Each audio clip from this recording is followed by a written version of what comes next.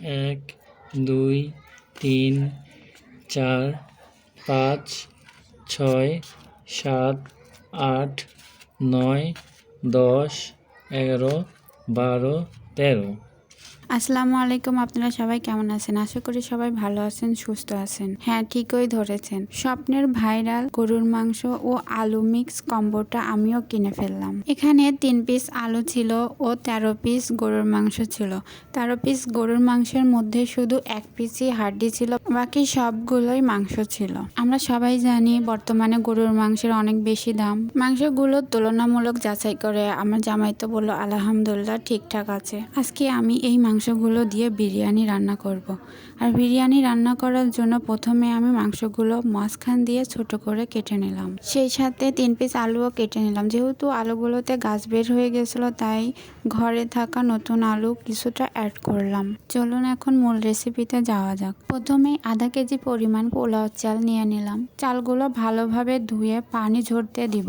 যেহেতু চালগুলো পানি ঝরতে দিতে হবে, তাই চালগুলো আমি চালনাতেই ধুয়ে নিয়েছি। যেহেতু ঘরে টক দই ছিল না, দুধ এবং লেবু ছিল, সেটা দিয়ে আজকে আমি টক দই বানিয়ে নিব। প্রথমে একটি বাটিতে কিছুটা দুধ নিয়ে নিয়েছি এবং তার মধ্যে লেবুর ১ টুকরা চিপে দিলাম।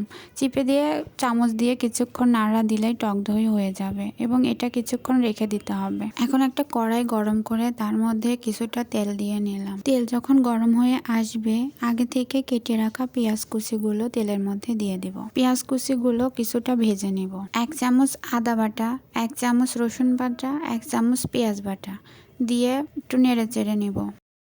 মশলাগুলো কিছুক্ষণ জাল করে মাংসগুলো দিয়ে দিব। মাংসগুলো আমি আগে থেকে ধুয়ে রেখেছিলাম। ১ চামচ হলুদের গুঁড়া, ১ চামচ মরিচের গুঁড়া দিয়ে দিলাম। আবার কিছুক্ষণ নেড়ে চেড়ে মশলাগুলো মিশিয়ে নিব। এ পর্যায়ে ১ চামচ লবণ দিয়ে দিলাম। আবারও নেড়ে চেড়ে মাংসগুলো একটা ঢাকনা দিয়ে ঢেকে দিব, যেন মাংসগুলো ভালোভাবে সিদ্ধ হয়ে যায়। ১০ মিনিট পর ঢাকনাটা সরিয়ে নিব। মাংসগুলো মোটামুটি ভালোই সিদ্ধ হয়েছে।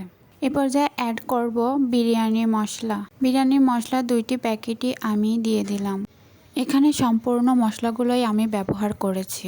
মশলাগুলো নেড়ে চেড়ে ভালোভাবে কষিয়ে নিতে হবে। এ পর্যায়ে অ্যাড করলাম আগে থেকে বানিয়ে রাখা টক দইগুলো। আপনারা চাইলে খুব সহজেই ঘরে বসে এভাবে টক দই বানিয়ে নিতে পারবেন। এখন আলুগুলো দিয়ে দিলাম। আলু এবং মাংস কিছুটা কষিয়ে নেব। মশলার তেল যখন উপর দিয়ে ছেড়ে দিবে, আগে থেকে ধুয়ে পানি ঝরতে দেওয়া চালগুলো দিয়ে দেব। চালগুলো দিয়ে ভালোভাবে নেড়ে চেড়ে চালগুলো ভেজে নেব। চালগুলো ভাজার সময় খেয়াল রাখতে হবে চালগুলো যেন নিচে ধরে বা লেগে না যায়। চালগুলো ভাজা হয়ে গেলে গরম পানি দিয়ে দিব। আমি এখানে আগে থেকে একটা পাত্রে গরম পানি বসিয়ে দিয়েছিলাম।